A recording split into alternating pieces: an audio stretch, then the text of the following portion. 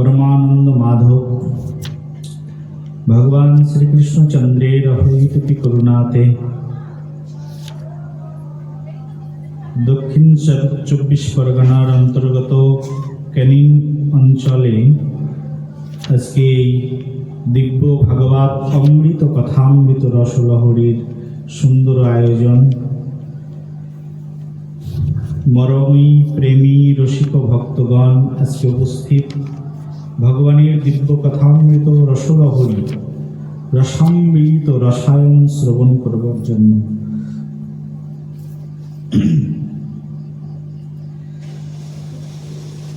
অহৈতুকী কৃপা ভাগবত ভগবানের অহৈতুকী কৃপা ভক্তগণের মাদৃশ অধমকে কৃপা করে ভাগবত আসরে ভাগবত ব্যাস রূপে আসন প্রদান করবার জন্য এই ভাগবতের অহৈতুকী অপূরণীয় অপার করুণা। আপনারা কৃপা করে আশীর্বাদ করুন আর কিছু কথা শ্রবণ করুন। আমাকে 2 দিনের জন্য আহ্বান করা হয়েছে এখানে, আজকের দিন আর কালকের দিন, 2 দিন ধরে আপনাদের সামনে ভগবানের অপার করুণাময় শব্দ তরঙ্গ, সেই শব্দ তরঙ্গের কিছু কথা আমরা এখানে আস্বাদন করবার চেষ্টা করব। আজ তার প্রথম দিন, প্রথম দিবসে আসুন ভাগবত ভগবানের ভক্তি পর্বের 2টি কথা আমরা শ্রবণ করি। কথামৃত রসলহরী শ্রবণ করবার প্রারম্ভ ভাগে সর্বপ্রথমে আমার পরমারাধ্য পতিত পাবন শ্রী গুরু মহারাজ, আমার শ্রী গুরুদেব বয়স 112 বৎসর হলো, এখনো পর্যন্ত রাধাকুণ্ডের পাড়ে বসে বসে দিব্য নাম কল্পতরু প্রভু এই হরিনাম কীর্তনের মহা আনন্দ সমারোহে সমগ্র ভক্তদেরকে দিব্য আনন্দে বিভূষিত করে চলেছেন। যিনি অখণ্ড ব্রজবাসের সংকল্প নিয়ে শ্রী বৃন্দাবনে নিত্য রাধারমণের দিব্য নাম কীর্তনে জীবনকে উৎসর্গ করে দিয়েছেন। রাধাকুণ্ডের আচার্য প্রবর হরিনাম চিন্তামণি প্রভুর নিত্য লীলাময় সঙ্গে গৌড়ীয় বৈষ্ণব গগনের উজ্জ্বল জ্যোতিষ্ক গুরু গৌরাঙ্গ সেবার মুক্তিমন্ত বিগ্রহ নিত্যানন্দ পরিবারের কুল মুকুট শিখর মুকুট ভূষণ শ্রী শ্রী 108 প্রাণকৃষ্ণ দাস বাবাজি মহারাজের রাতুল চরণ পদ কমলে সশ্রদ্ধ কোটি দণ্ডবাদ প্রণতিবাদ জ্ঞাপন পূর্বক আপনারা এখানে যারা আজকে এই অমৃতময় ভাগবতী রসতত্ত্ব কথা কৃষ্ণ কথা শ্রবণ মানসে উপনীত হয়েছেন, জগৎ মাতার অংশ সম্ভূতা মাতৃমণ্ডলীগণ, জগৎ পিতার অংশ সম্ভূত পিতৃ সকলকার রাতুল চরণে সশ্রদ্ধ কোটি দণ্ডবাদ প্রণতিবাদ জ্ঞাপন পূর্বক আজকে যৎকিঞ্চিত ভাগবত কথামৃত রসলহরী আমরা আলোচনা করবার চেষ্টা করব শ্রী গুরুদেবের করুণাতে আর শ্রীমান মহাপ্রভুর করুণাতে। সবাই একবার বলুন রাধে রাধে, প্রেম সে বলো। আমি আজকে আর কালকে থাকবো, 2-1 বার রাধে রাধে মুখ দিয়ে বলতেই হবে। বলো একবার, আর একটু জোরে বলো রাধে রাধে।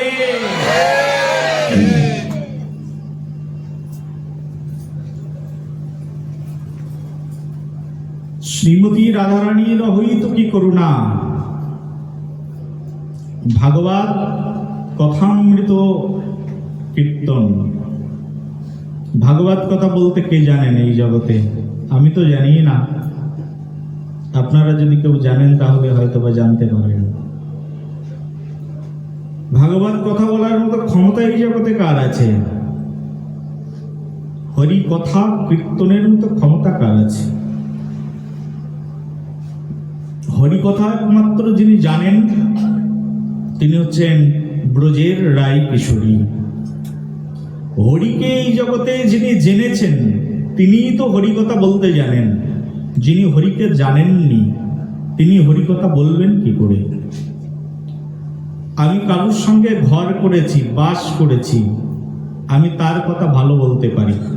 আমি কারোর সঙ্গে ঘর করিনি, সংসার করিনি, কারোর সঙ্গে থাকিনি, উঠিনি, বসিনি, তার আচার আচরণ জানি না, তাহলে তার কথা বলবো কি করে? সত্যি তো আমি তাই। আমি তো ভগবানের সঙ্গে ঘরই করিনি। আমি তো শ্যামসুন্দরের সঙ্গে আমার জীবনের কিছুটা সময়ও কাটায়নি, ক্ষণিক সময়ও কাটায়নি। আমি কি করে হরি কথা বলতে পারি? কি করে শ্যামসুন্দরের কথা বলতে পারি? শ্যামসুন্দরের কথা, কৃষ্ণের কথা কৃষ্ণের নিকটজনই বলতে পারেন। আর এই জগতে কৃষ্ণের নিকটজন যদি কেউ থেকে থাকেন তাহলে তিনি হচ্ছেন একমাত্র রাধা। প্রেম সে বলো আরো জোরে। রাধারানী ছাড়া এই জগতে আর কেউ হরি কথা বলতেই পারেন না। শ্যামসুন্দরের কথা জানেনই না, কারণ শ্যামসুন্দরের প্রত্যেকটি মুহূর্তের কথা যিনি জানতেন তিনি হচ্ছেন রাধারানী। শ্যামসুন্দর কখন কি খাবেন, শ্যামসুন্দর কোন বস্ত্র পরিধান করবেন, শ্যামসুন্দর কোথায় যাবেন, এখন শ্যামসুন্দরের কি প্রয়োজন, এটা একমাত্র রাধারানী জানেন। রাধারানী ভিন্ন আর কেউ এই জগতে এই শ্যামসুন্দরের কথা জানেন না। তাহলে এই শ্যামসুন্দরের কথা বলবার অধিকারীকে? শ্যামসুন্দরের কথা বলবার অধিকার একমাত্র রাধারানীরই রয়েছে।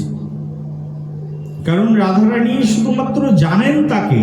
এই জগতে যদি তাকে না জানি তাহলে তার কথা বলবো কি করে?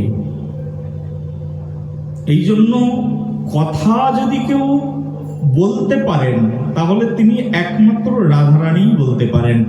রাধারানী ভিন্ন এই জগতে শ্যামসুন্দরের গুণমহিমা প্রচ্ছন্নভাবে, পরিপাটিভাবে, প্রেমময়ীভাবে জগতের মাঝখানে উপস্থাপন করার ক্ষমতা আর কারোর নেই। একমাত্র রাধারানী জানেন।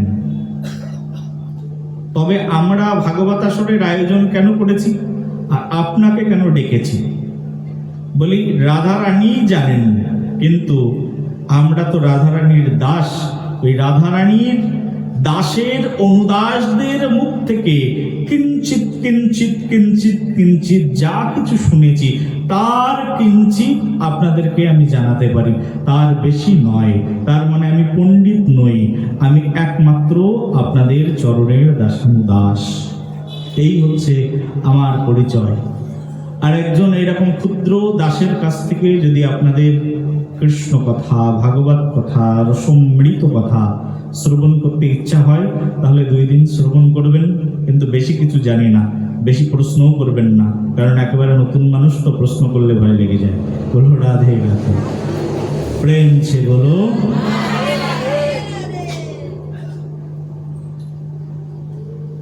রাধারানীর অহৈতুকী কৃপা যদি চৈতন্য চরিতামৃতে রসিক শেখর কৃষ্ণদাস কবিরাজ গোস্বামীপাদ বলছেন, ঈশ্বরকে এই জগতে কে জানতে পারে?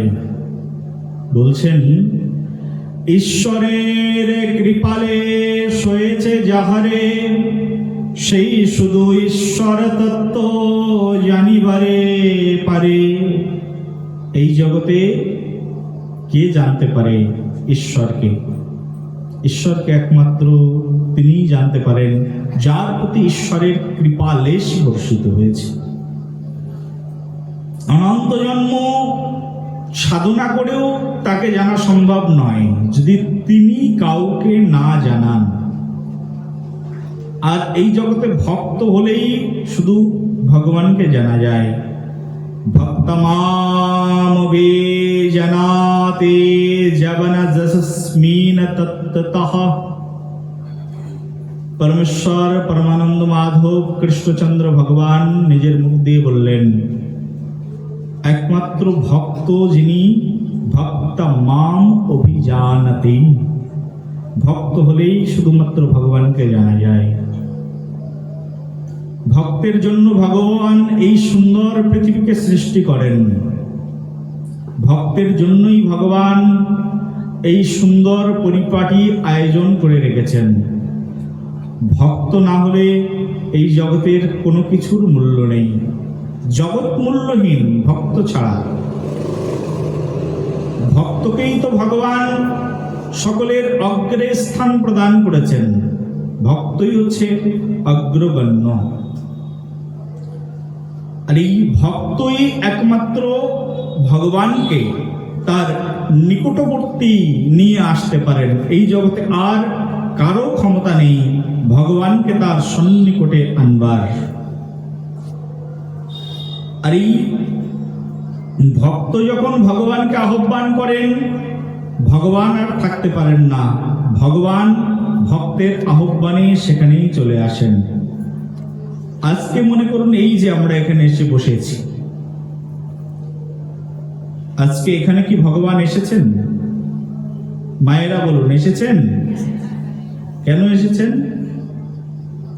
কেন এসেছেন বলুন? ভগবান এখানে এসেছেন। ভগবান সদা সর্বক্ষণ সব জায়গায় আসেন। এখানে কেন এসেছেন? এখানে এই কারণে এসেছে, কারণ এখানে তার ভক্তরা এসেছেন। ভগবান কোথায়? ভগবান যেখানে ভক্ত সেখানে ভগবান। আর ভগবান কোথায় শব্দটিকে যদি বলা হয়, তাহলে ভগবান কোথায় শব্দটিকে আমরা একটু ভাবরাজ্যে বিচার করলে দেখা যায় ভগবান আছেন ভগবানের কথায়। কোথায় না, আছেন কথায়। যেখানে কথা হয় সেখানে ভগবান এসে যান। ভগবান ভগবত কথা ছাড়া থাকতে পারেন না। তার প্রমাণ আপনারা দেখেছেন জগন্নাথ পুরীর ভগবানকে। একদিন স্বয়ং ভগবান কৃষ্ণ আর বলরাম দুইজন মিলে, দুই ভাই মিলে চলে গেছেন বহু দূরে রাজনৈতিক সন্ধি করবার জন্য। আর দ্বারকার মহিষী বৃন্দগণ বলছেন মাতা রোহিণীকে, মা, আমাদের প্রাণনাথ, আমাদের প্রাণবল্লভ কখনো কখনো কাঁদেন জানো তো।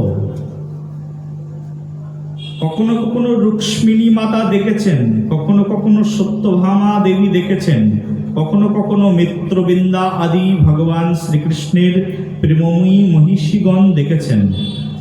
কৃষ্ণ কাঁদেন। বলি দ্বারকার রাজা, দ্বারকা কি সাধারণ জায়গা?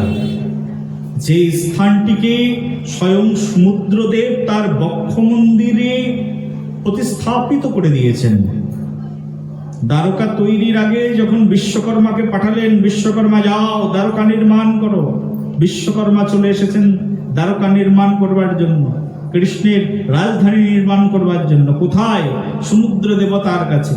সমুদ্র দেবতাকে বলছেন স্বয়ং অখিল ব্রহ্মাণ্ড নাথ পৃথিবীতে এসেছেন, তার অবস্থানের জন্য জায়গা চাই। সঙ্গে সঙ্গে সমুদ্র দেবতা তার বুককে একেবারে খুলে দিয়ে সেখানেই সব জলতত্ত্বকে সরিয়ে দিয়ে সেখানেই বিশাল এক দ্বীপের রচনা করে দিলেন। বললেন এখানেই পরমেশ্বর প্রভু ব্রহ্মাণ্ড নায়ককে এখানেই নিয়ে এসো। সঙ্গে সঙ্গে রাতারাতি বিশ্বকর্মা বিশাল বিশাল বিল্ডিং বানিয়ে দিলেন, তৈরি করে দিলেন দ্বারকা নগরী। কোথায় পাবেন? কি দিয়ে বানাবেন? সমুদ্র দেবতা বললেন সারা জীবনে যত মণি মুক্তা হীরা জহরত সংগ্রহ করে রেখেছি সবই তো প্রভুর সেবার জন্য, তিনিই তো দিয়েছেন। আজকে সময় এসেছে, সুযোগ এসেছে প্রভুকে দেওয়ার। তুমি আমার সমুদ্রের মধ্যে যত সোনা দানা, যত মণিমাণিক্য আছে সব তোমাকে দিয়ে দিলাম, তুমি প্রভুর জন্য বিল্ডিং নির্মাণ করো। আপনারা জানেন এই জগতের সবচেয়ে বড় সম্পদ সমুদ্রের মধ্য থেকেই পাওয়া যায়। আপনারা ভাগবতে অনেকবার শ্রবণ করেছেন, সমুদ্র মন্থন থেকে হাতি উঠেছে, ঘোড়া উঠেছে, সোনা উঠেছে, রূপা উঠেছে। ওঠেনি কি সমুদ্র মন্থনে? অমৃত উঠেছে। যে অমৃত পান করে অমর হয়ে যাওয়া যায় সেই অমৃত উঠেছে। সব তো সমুদ্র থেকেই ওঠে। এই জগতে সমুদ্রের মধ্যে যত ঐশ্বর্য আছে, এত ঐশ্বর্য আর কোথাও নেই। প্রেম সে বলো, বলো একবার। সঙ্গে সঙ্গে সেই দ্বারকা নগরীকে সাজিয়ে দিলেন। সোনা দ্বারা মণি মুক্তায় রচিত হয়ে গেল দ্বারকার রাজপ্রাসাদ। স্বয়ং ভগবান মথুরা থেকে সঙ্গে সঙ্গে তার ভক্তদেরকে যোগনিদ্রায় শুইয়ে রেখে দ্বারকাতে ট্রান্সফার করে দিলেন। রাতের বেলায় ঘুমিয়েছিল ভগবান শ্রীকৃষ্ণের আশ্রিত সকল ভক্তগণ। সকালবেলায় ঘুম থেকে উঠে দেখে স্বপ্নে দেখার মতো। কখনো কখনো আমরা স্বপ্ন দেখি এরোপ্লেনে উঠে চলে যাচ্ছি, কিন্তু স্বপ্ন ভাঙলেই দেখি না, কই প্লেনে উঠিনি তো, আমি তো বিছানায় শুয়ে আছি। বলো রাধে রাধে। কিন্তু স্বপ্ন কখনো যেমন সত্যি হয় না, কিন্তু সেদিনকার স্বপ্ন যেন সত্যিই হয়ে গেল। মথুরাবাসী স্বপ্ন দেখছিলেন যে কেউ তাদেরকে উড়িয়ে নিয়ে চলে যাচ্ছে এক স্বর্ণ মহলের মধ্যে, বিশাল মহল, সেই মহলের মধ্যে নিয়ে যাচ্ছে। স্বপ্ন ভাঙতেই নিদ্রা থেকে জেগে উঠে দেখলেন সত্যি সত্যিই তো স্বর্ণ কমলের উপরে শুয়ে আছি, স্বর্ণ মহলের মধ্যে শুয়ে আছি, সোনার পালঙ্কের উপরে শুয়ে আছি। এ কি স্বপ্ন, তো সবার সত্যি হয়ে গেছে। ভগবান শ্রীকৃষ্ণের সেই বিশাল দ্বারকা নগরী, যার মধ্যে স্বর্গের সুধর্ম সভা প্রতিস্থাপিত ছিল, সেই দ্বারকা নগরীর মধ্যে রোহিণী মাতা এসেছেন শ্রী বৃন্দাবন ধাম থেকে। বলো বৃন্দাবন ধাম কি। আর বৃন্দাবন থেকে যখন মাতা রোহিণী এসেছেন, তখন রুক্মিণী, সত্যভামা আদি মিত্রবৃন্দাদি সখীগণ, মহিষগণ মাতার কাছে গিয়ে নিবেদন করছেন, হে মা, কখনো কখনো দেখেছি আমাদের প্রাণবল্লভ দক্ষিণ দিকে মুখ করে কখনো কখনো অশ্রু বিসর্জন করে। প্রশ্ন জিজ্ঞাসা করতে খুব ভয় হয়, আর পরমেশ্বর প্রভুর এই দুঃখ দেখে বড় দুঃখ হয়। আর ভাবি, সমগ্র জগতের একমাত্র নাথ, আর আবার এই জগতে দুঃখ কিসের? কিসের দুঃখে তিনি জর্জরিত? দুঃখ তো আমাদের থাকতে পারে, আমাদের প্রাণনাথ তিনি, আমাদের হারানোর ভয় আছে, আমাদের শেষ হওয়ার ভয় আছে, কিন্তু তার তো হারানোর কিছু নেই, তার তো শেষ হওয়ার কিছু নেই। তাহলে তার দুঃখ কিসের? তিনি তো অনাদির আদির গোবিন্দ, তিনি তো সর্বকারণের পরম কারণম। অখিল বিশ্ব ব্রহ্মাণ্ড তার ইশারায় পরিচালিত হয়। পরম বিভু, পরম ব্রহ্ম তিনি, তার দুঃখ কিসের মা? আমরা তো আমাদের প্রাণবল্লভ, আমাদের প্রাণপতি কৃষ্ণকে তার যৌবন বেলাতে পেয়েছি, কিন্তু তার শৈশব বেলাটা তো আমরা জানি না।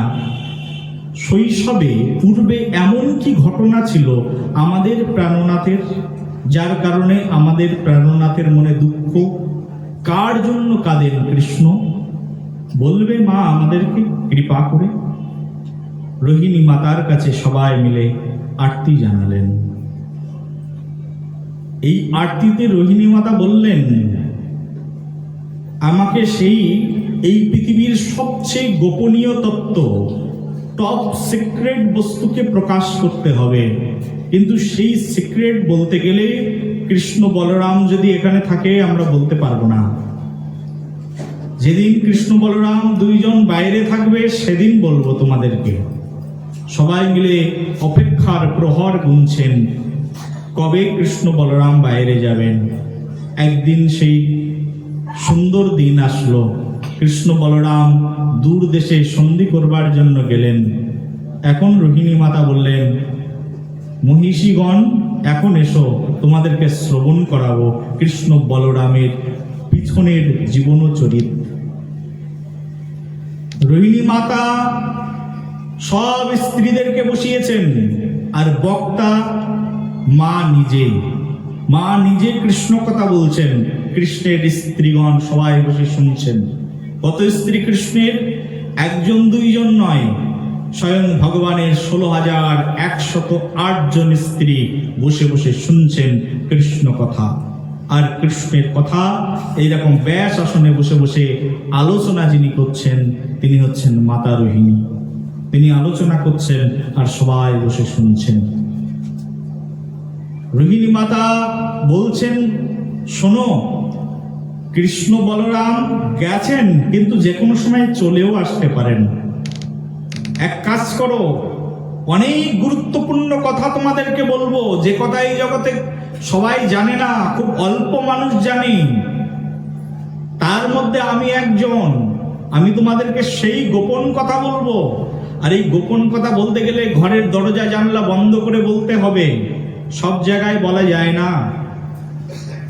তাড়াতাড়ি ঘরের দরজা জানলা বন্ধ করে দাও। চারিদিকে সব জায়গায় কপাট লাগিয়ে দিল। বলি, এই যে দরজাটা খোলা আছে ওখানে একজন সিকিউরিটি নিয়োজিত করে দাও। সিকিউরিটি দাঁড়িয়ে গেলেন। কৃষ্ণের বোন সুভদ্রা বললেন, সুভদ্রা ওখানে দাঁড়িয়ে পড়ো। সুভদ্রা দাঁড়িয়ে পড়লেন দরজার সামনে, দুহাত লম্বা করে দাঁড়িয়ে আছেন, কেউ যেন ঢুকতে না পারে দরজার মধ্যে। সুভদ্রা বলছেন, মা এখন বলো কৃষ্ণ কথা। মা শুরু করেছেন কৃষ্ণ কথা বলা, আর দরজার দুই হাত দিয়ে দরজার সামনে দাঁড়িয়ে আছেন সুভদ্রা, আর মা এখন কৃষ্ণ কথা বলতে শুরু করেছে। মা যেই না কৃষ্ণ কথা বলতে শুরু করেছেন, কৃষ্ণের সেই বাল্য চরিত বলতে বলতে বলতে বলতে কৃষ্ণ কথা জমে উঠেছে। কৃষ্ণের যত চরিত্র আছে তার মধ্যে সবচেয়ে আকর্ষণীয় যে চরিত্র তা হচ্ছে কৃষ্ণের বাল চরিত্র। তার হচ্ছে আকর্ষণীয় যে চরিত্র তা হচ্ছে ভগবান শ্রীকৃষ্ণের মাধুর্য চরিত্র। এবার বাল চরিত্র বলতে বলতে কৃষ্ণের আস্তে আস্তে বড় হওয়ার লীলা বলছেন, কৃষ্ণের চৌর্যবৃত্তির নমুনা বলছেন। কৃষ্ণ এই পৃথিবীর কত বড় চোর। ভগবান শ্রীকৃষ্ণ গোপীদের বস্ত্র চুরি করেছেন। ভগবান শ্রীকৃষ্ণ ক্ষীর নবনীত মাখন ছানা চুরি করেছেন। ভগবান শ্রীকৃষ্ণ চুরি করতে করতে কোনো কিছুই বাকি রাখেননি, গোপীদের সকলকার মন চুরি করে নিয়েছেন। প্রেম সে বলো, বলো একবার। ভগবান শ্রীকৃষ্ণ কি চোর? তো শাস্ত্রে বলছে, ব্রজে প্রসিদ্ধাম নবনীত চৌরাম গোপাঙ্গনানাম চ দুকুল চৌরাম। ভগবান শ্রীকৃষ্ণ কি করেন বলছেন, ব্রজে প্রসিদ্ধম নবনীত চৌরাম। ব্রজে তিনি প্রসিদ্ধ হয়েছেন নবনী চুরির জন্য। আমাদেরকে কেউ যদি চোর উপাধি দেয় আমাদের শুনতে ভালো লাগে নাকি? খুব দুঃখ হয়, আমাদেরকে চোর বলে ডাকলো। আর ভগবান শ্রীকৃষ্ণ নিজেই মাতা পেতে উপাধি নিয়েছেন, আমার উপাধি হচ্ছে চোর। ব্রজে প্রসিদ্ধাম নবনীত চৌরাম, ব্রজে নবনী চুরির জন্য বিখ্যাত হয়েছে। গোপাঙ্গনানাম চ দুকুল চৌরাম, গোপীদের দুকুলকে চুরি করে নিয়েছেন। না গোপীরা তার নিজের স্বামীর সংসার করতে পারে, না কৃষ্ণ তাদেরকে নিয়ে সংসার করে। একুল অকুল দুকুল হারা গোপীদের দুকুল চৌরাম। অনেক জন্মার জিত পাপ চৌরাম। ভগবান শ্রীকৃষ্ণ আর কি চুরি করেছেন? বলছে অনেক জন্মার জিত পাপ চৌরাম। অনেক জন্মের পাপকে ভগবান শ্রীকৃষ্ণ চুরি করে নিয়েছেন। কার? বলে যারা একবার এই জগতে যে সকল ভক্ত, হে কৃষ্ণ আমি তোমার হলাম, কেউ যদি বলে এই কথা একবার, মায়ার বন্ধন ছিন্ন করে কৃষ্ণ তারে করেন পার। হে কৃষ্ণ আমি তোমার হয়ে গেলাম। এই জগতে তোমার আর আমার মধ্যে আজ আর কোনো বাঁধন নেই। হে প্রভু, আমি তোমার। একথা যদি এই জগতে কেউ একবার বলেন, মায়ার বাঁধন ছিন্ন করে কৃষ্ণ তারে করেন পার। হে কৃষ্ণ, আমি তোমার। এই শরণাগতি, সর্বাঙ্গ শরণাগতি হয়েছে যাহার, তাহার প্রার্থনা শুনেন শ্রীনন্দ কুমার। যদি একবার কারুর এই শরণাগতি হয়ে যায়, হে ভগবান আমি তোমার হয়ে গেলাম, এই বলে যদি একবার কেউ নিজেকে সমর্পণ করে দেয়, কৃষ্ণ তার জন্ম জন্মান্তরের সব পাপকে চুরি করে নেয়। কত বড় চোর চিন্তা করো। শুধু গোপীদের বস্ত্র চুরি করেন না, শুধুমাত্র গোপীদের মন চুরি করেন না, কৃষ্ণের চৌর্যবৃত্তি আরো বেশি ভয়ানক। চুরি করতে করতে একজন ভক্ত যদি হে কৃষ্ণ, হে গোবিন্দ, হে রাধারমন, হে প্রাণরমন, হে প্রাণপ্রেষ্ঠ, আমি তোমার হয়ে গেছি,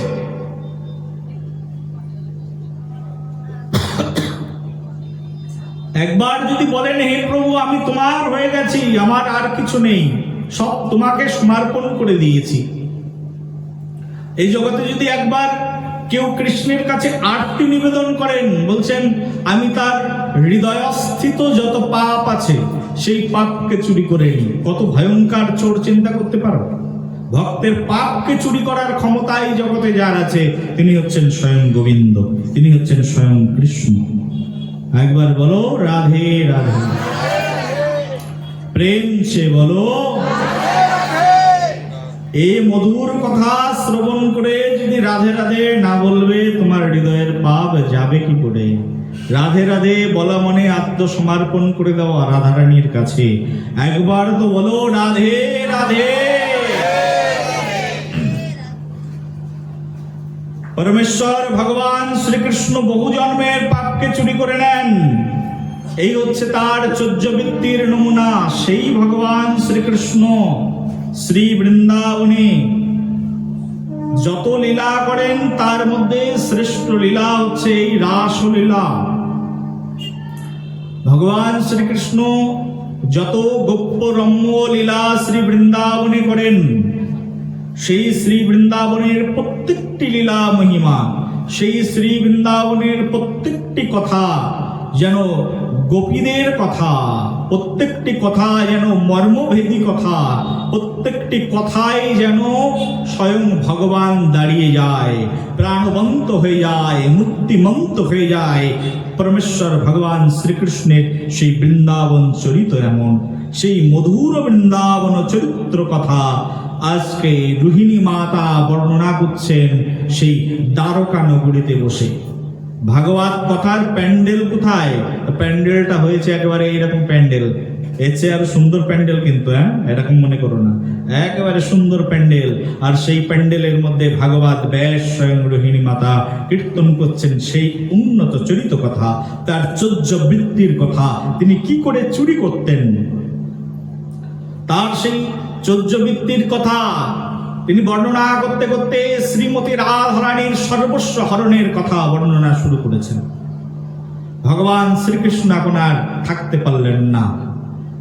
রথ চালানোই পটু কৃষ্ণ কতটা আমরা সবাই জানি।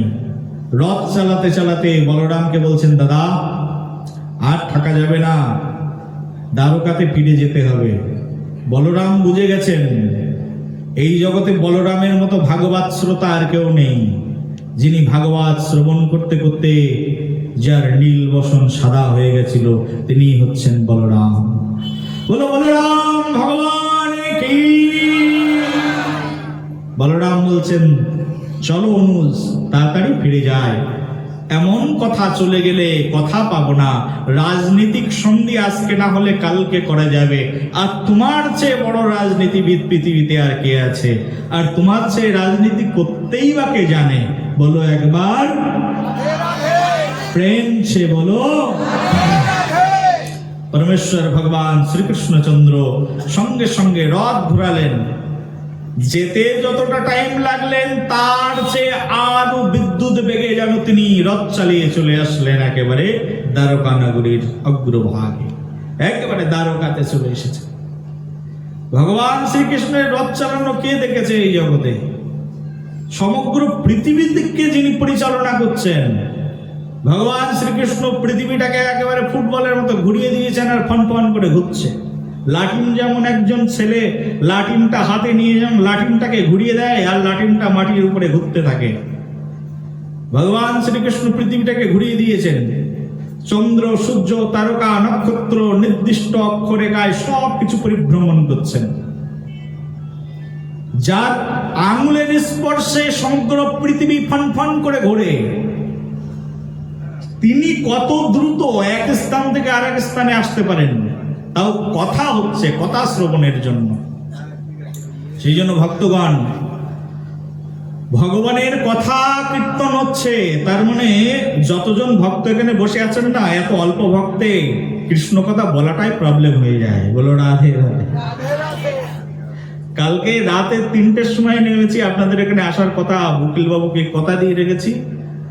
রাত 3টের সময় আমি কলকাতাতে এসেছি, সেই থেকে বালাজি থেকে, তিরুপতি থেকে।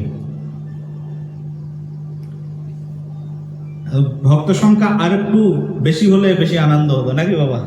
বলো রাধে রাধে। সবার হয়তো অনেক কাজকর্ম আছে, সবার হয়তো অনেক ব্যস্ততা আছে, কিন্তু সব ব্যস্ততা কৃষ্ণ কথার জন্য, সব ব্যস্ততাকে কমিয়ে দিতে হবে। কারণ কথা চলছে। কিসের কথা? কৃষ্ণ কথা শুনতে যেতে হবে। সব কাজকর্ম আজ থেকে ছুটি, কারণ কৃষ্ণ কথা চলবে। কতদিন চলবে? 7 দিন। 7 দিন চলবে। 7 দিন কৃষ্ণ কথা, 7 দিন শুনতে যাব আমরা। ভগবান শ্রীকৃষ্ণ যাচ্ছিলেন রাজনীতি করবার জন্য। আমাদের মমতা দিদির চেয়ে বড় রাজনীতিবিদ প্রভু কৃষ্ণ, নরেন্দ্র মোদীজির চেয়ে বড় রাজনীতিবিদ প্রভু কৃষ্ণ, হিটলারের চেয়ে বড় রাজনীতিবিদ ভগবান শ্রীকৃষ্ণ। আর কি শুনতে চাও? তার মতো বড় রাজনীতিবিদ এই জগতে আর কেউ নেই। রাজনীতি করবার জন্য যাচ্ছিলেন, কিন্তু যখন শুনতে পেলেন যে ভাগবত কথা হচ্ছে, ভাগবত কথার শব্দ তরঙ্গ তার কানের মধ্যে এসে প্রবেশ করেছে। প্রেম সে বলো, বলো একবার। ভাগবত কথা হচ্ছে, শুনতে পেয়েছেন ভাগবত কথা হচ্ছে। রাজনীতির প্রসঙ্গ থামিয়ে দিয়েছেন, রাজনীতি করতে যাব না। যাদের কথার প্রতি রুচি আছে তাদের এইরকম হয়। আমার যদিও কথার প্রতি এত রুচি নেই। একবার আমি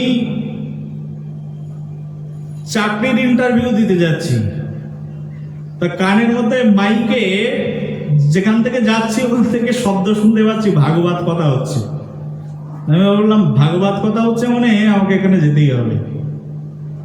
আমি তাড়াতাড়ি ভাগবত কথায় চলে গেলাম। ওই মধ্যাহ্নকালীন হয় না, মধ্যাহ্নকালীন ভাগবত কথা, মাইক লাগিয়ে ভাগবত কথা হচ্ছে। আমি ভাবছি আর সবাইকে জিজ্ঞাসা করছি, এই যে মাইকটা কোথায় চলছে? বলছি ওই তো ওই রোডে। চলে গেলাম ওই রোডে। বলি কোথায় চলছে? ওই তো ওইদিকে। শুনতে শুনতে শুনতে শুনতে চলে গেলাম। চাকরির ইন্টারভিউ দেওয়া হলোই না, চাকরিও আর হলো না। এখনো পর্যন্ত চাকরি করি না। বলো রাধে রাধে।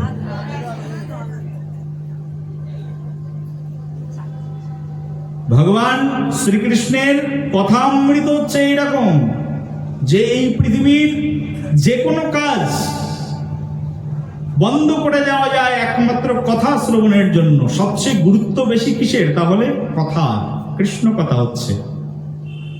বলে আমার ছেলের পরীক্ষা আছে, মেয়ের পরীক্ষা আছে, তাদের জন্য রান্না করতে হবে, মায়েরা ঘরের মধ্যে বসে আছে।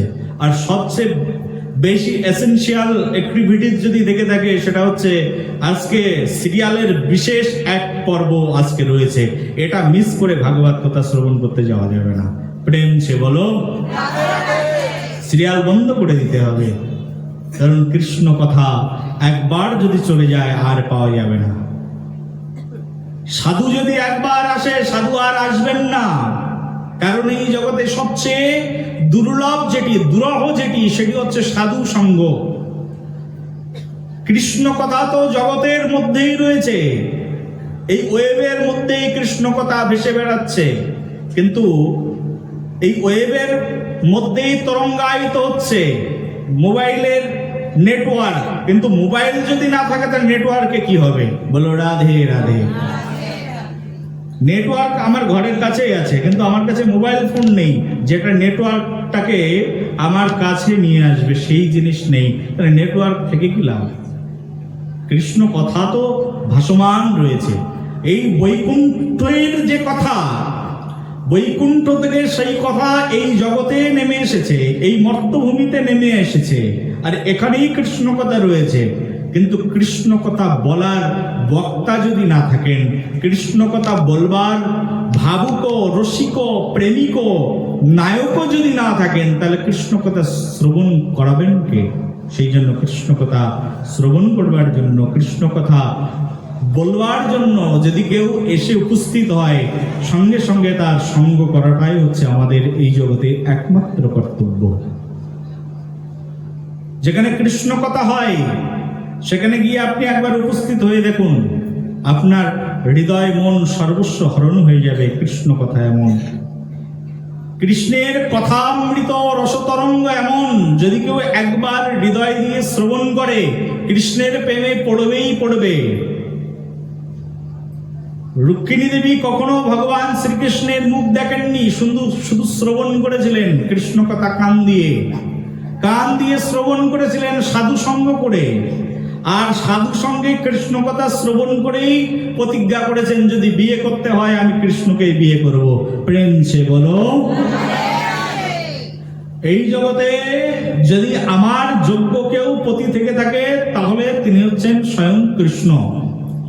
যদি বিয়ে করতে হয় কাকে বিয়ে করব? বলো, কৃষ্ণকেই বিয়ে করব। রুক্মিণী মাতা প্রতিজ্ঞা করে নিয়েছেন, প্রেমে পড়ে গেছেন। কি করে প্রেম হয়েছে? প্রেম হওয়ার কারণ হচ্ছে কৃষ্ণ কথা শ্রবণ। যদি কৃষ্ণ কথা শ্রবণ না করবে, কৃষ্ণ প্রেমে পড়বে কি করে? সেই জন্য কৃষ্ণ কথা বেশি বেশি করে শ্রবণ করতে হবে। আর যেখানেই কৃষ্ণ কথা কীর্তন হবে, সব কাজকে নগণ্য করে সেখানে গিয়ে উপস্থিত হতে হবে। আজ পরমেশ্বর প্রভু ভগবান শ্রীকৃষ্ণ সব কাজকে উপেক্ষা করে দিয়ে তার প্রিন্সিপাল অ্যাক্টিভিটিস মনে করে নিয়েছেন তিনি কৃষ্ণ কথা শ্রবণ করা। তিনি একবার সব কাজকে ক্লোজ করে দিয়ে আজকে দ্বারকাপুরীর সম্মুখে এসে তার রথকে স্থাপন করলেন। কৃষ্ণ কথা শ্রবণ করুন। দ্বারকাপুরীতে মাতা রোহিণী কৃষ্ণ কথা বলছেন, আর ভগবান শ্রীকৃষ্ণ বলরাম দুই ভাই সুভদ্রা দেবীর দুই পাশে এসে দাঁড়িয়ে পড়লেন কৃষ্ণ কথা শ্রবণ করতে। বলরাম বলছেন, দেখো দেখো ভাই, ভিতরে যাওয়ার কোনো উপক্রম নেই। দেখো আমাদের বোন একেবারে সিকিউরিটি গার্ড দাঁড়িয়ে আছে, এখানে দাঁড়িয়ে দাঁড়িয়ে শোনা যাচ্ছে, কান পর্যন্ত চলে আসছে কৃষ্ণ কথা। কখনো কখনো দেখবেন কৃষ্ণ কথার স্রোত তরঙ্গ মহিমা এমন ভাবে তরঙ্গায়িত হয়।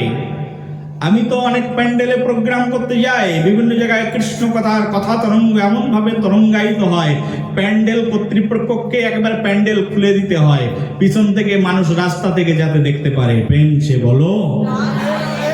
কিন্তু ওয়েস্ট বেঙ্গলে পাওয়াটা খুব কষ্টের ব্যাপার। একবার বলো, প্রেম সে বলো। কৃষ্ণ কথা শ্রবণের মাত্রা এরকম, ভগবান শ্রীকৃষ্ণ দেখিয়েছেন। আরে ঘরের মধ্যে প্রবেশ করতে পারি আর না পারি, বাইরে দাঁড়িয়ে দাঁড়িয়ে কৃষ্ণ কথা শ্রবণ করব, কি আছে? বলি বড় আসনটা পায় আর না পায়, পিছনে দাঁড়িয়ে তো শ্রবণ করতে পারবো। কথা হচ্ছে ভগবানের নিজের কথা শ্রবণের প্রতি কত প্রীতি। কৃষ্ণ কথা মানে কৃষ্ণেরই তো চরিত্র, কিন্তু কৃষ্ণ শ্রবণ করার প্রতি এত আকাঙ্ক্ষা কেন? কারণ কৃষ্ণ কথার মধ্যে কৃষ্ণ ভক্তের চরিত্র লুকায়িত রয়েছে। একবার বলো, কৃষ্ণ কথা মানে শুধু কৃষ্ণকে নিয়ে কথা নয়, কৃষ্ণ কথা মানে কৃষ্ণ ভক্তকে নিয়ে কথা। তাই কৃষ্ণ কথা সর্বশ্রেষ্ঠ, আর সেই কথা শ্রবণ করবার জন্য স্বয়ং ভগবান এসেছেন। আর এত বড় বক্তা বক্তার মুখ থেকে শ্রবণ করব, মরমী রসিক ভাবুক সাক্ষাৎ প্রত্যক্ষদর্শী ভক্ত আজকে ভক্তের কথা বর্ণনা করছেন, তার মুখ থেকে শ্রবণ করব। এর চেয়ে বড় কি আছে? বৃন্দাবন থেকে বক্তা এসেছেন, এর চেয়ে বড় কি আছে? প্রেম সে বলো, বলে বৃন্দাবন থেকে এসেছেন বক্তা। বৃন্দাবনের বক্তাকে মাতা রোহিণী বৃন্দাবনেই থাকতেন, কৃষ্ণের ছোটবেলার সব কিছু জানেন তিনি। ন্যাংটা কাল থেকে কৃষ্ণকে কোলে তুলে মানুষ করেছেন। আর সেই মা আজকে বৃন্দাবন থেকে এসেছেন দ্বারকাতে কৃষ্ণ কথা বলতে। বৃন্দাবনের বক্তার শ্রেষ্ঠত্ব তো আরো অনেক বেশি, কারণ যিনি বৃন্দাবনে থাকেন, বৃন্দাবনের ধুলাগুলো উড়ে উড়ে তো তার গায়ে লাগে, ওতেই তার যে পুণ্য হয়ে যায়, তাতেই সমগ্র জগৎ প্লাবিত হয়ে যায়। বলো একবার। আজ রোহিণী মাতা সেই ভগবান শ্রীকৃষ্ণচন্দ্রের মধুময় যুগল রম্য গপ্প প্রেম্য রম্যের কথা বর্ণনা করছেন। আর ভগবান শ্রীকৃষ্ণ সেই বর্ণনার অধরামৃত পান করছেন দাঁড়িয়ে দাঁড়িয়ে। আহ, কি মধুর বর্ণনা, কি মধুর অমৃত রসতরঙ্গ কথা, কি মধুর সেই ভাবকান্তির কথা। শ্রীমতী রাধারানীর সেই প্রেমময়ী দিব্য সেবাময়ী সংকল্পের কথা এক এক করে যখন রোহিণী মাতা বর্ণনা করছেন, শ্রবণ করতে করতে কৃষ্ণ নিজে ভাব বিহ্বল হয়ে পড়লেন।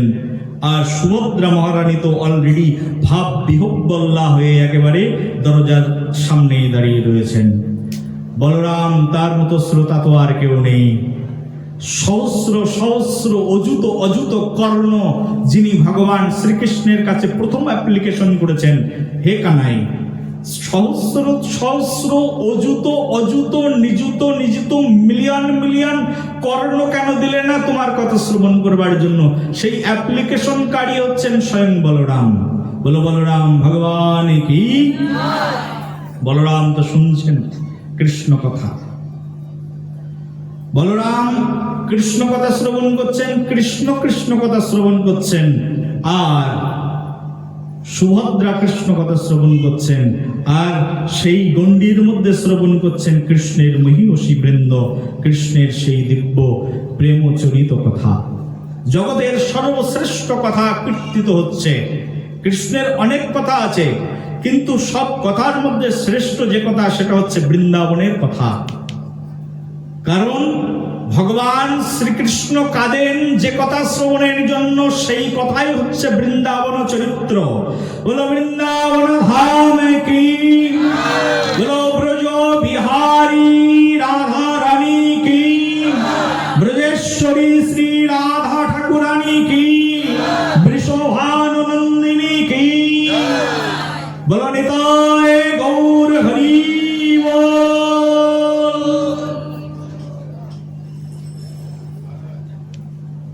সেই ব্রজবিহারীর কথা, সর্বশ্রেষ্ঠ চরিত্র কি আছে সেখানে? বলি এই যে কৃষ্ণের চরিত্র কথা, শুধু বৃন্দাবনের চরিত্র কথার একটা শ্লোকের উপরেই 7 দিন ভাগবত কথা কীর্তন করা যায়। বৃন্দাবনের চরিত্র কথা এমন, জিজ্ঞাস্বামীপাদ কত পৃষ্ঠারের পর পৃষ্ঠার লিখেছেন, রূপগোস্বামীপাদ কত অখিল রসামৃত শাস্ত্র রচনা করেছেন, সনাতন গোস্বামীপাদ কত নিখিল স্নাত কথা বর্ণনা করে রেখেছেন, বিশ্বনাথ চক্রবর্তী ঠাকুরপাদ কি মধুর বাণী লিখে রেখেছেন। কৃষ্ণ, কৃষ্ণ কথামৃত। কথা তো নয়, শুধু অমৃতের ভাণ্ড। শুনুন মায়েরা, এই জগতে সব কথাকে অমৃত বলা হয় না, একমাত্র কৃষ্ণ কথাকেই কিন্তু কথামৃত বলা হয়। কৃষ্ণ কথাকে অমৃত বলা হয়, কারণ এই অমৃত পান করলে মানুষ অমর হয়ে যায়। কৃষ্ণ কথা এমন, যা শ্রবণ করলে এই জগতের ভুভুক্ষ মুমুক্ষ রোগীগণ রোগমুক্ত হয়ে যায়। কৃষ্ণ কথা এমন, যা শ্রবণ করলে যে মানুষ হাঁটতে পারে না তার হাঁটার ক্ষমতা বৃদ্ধি পায়। বলো একবার রাধে রাধে। পঙ্গুম লঙ্ঘায়তে গিরিম ইয়ৎ কৃপাতমহং বন্দে পরমানন্দ মাধবম। পঙ্গু ব্যক্তি পাহাড়ের পরে উঠে যেতে পারে, কৃষ্ণ কথার শক্তি এমন, কৃষ্ণ কথার শক্তি এমন যে বুয়া ব্যক্তি কথা বলতে জানে না, কৃষ্ণ কথা শ্রবণ করতে করতে হা কৃষ্ণ হা রাধে বলে সে কাঁদতে পারে। কৃষ্ণ কথার এমন শক্তি রয়েছে। কৃষ্ণ কথা একবার স্বয়ং শ্রীমান মহাপ্রভু এক ছোট্ট 4 বছরের এক মেয়েকে ডেকেছেন, এই এদিকে এসো।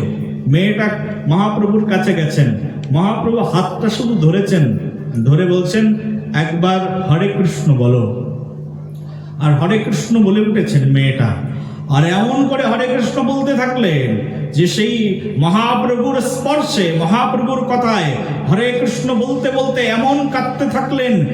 চৈতন্য ভাগবতে বৃন্দাবন দাস ঠাকুর লিখেছেন 4 বছরের সেই উন্মত্ত চরিত হা কৃষ্ণ হা গোবিন্দ বলিয়া কান্দে নাইক সম্বিত।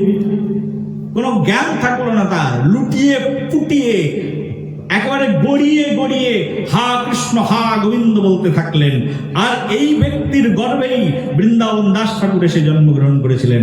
বলো বৃন্দাবন দাস ঠাকুর কি। চৈতন্য লীলার ব্যাস বৃন্দাবন দাস। চৈতন্য লীলার ব্যাস অবতার যিনি, ব্যাসদেব যেমন সমগ্র নিখিল শাস্ত্রকে রসাত্মক করে জগৎ জীবকে উপস্থাপন করেছেন, সেই রসাত্মক রসময়ী শাস্ত্রকে আরো উত্তম রূপে যিনি জগতের মাঝখানে উপস্থাপন করেছেন সেই বৃন্দাবন দাস, তিনি হচ্ছেন পূর্বের স্বয়ং ব্যাস।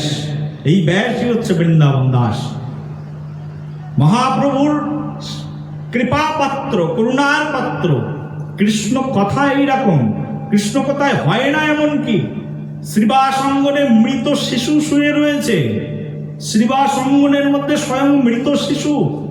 শ্রীবাসের নিজের পুত্র মারা গেছে, আর ভগবান শ্রী চৈতন্য মহাপ্রভুর সঙ্গে সেই শ্রীবাস ঠাকুর দুহাত তুলে কীর্তন করছেন।